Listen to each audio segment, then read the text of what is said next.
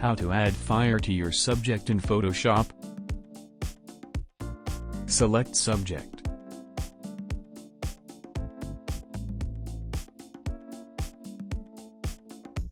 Select and mask.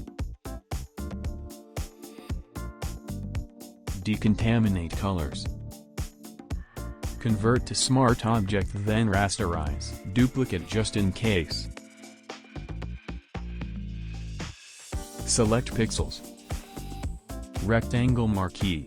Right-click, make work path, tolerance 2. Make solid background if you want. Filter, render, flame.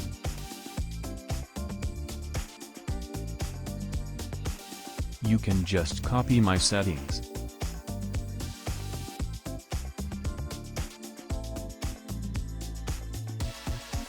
Bigger files will take longer.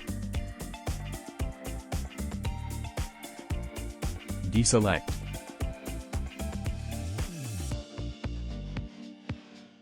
That's fire. Now get to creating.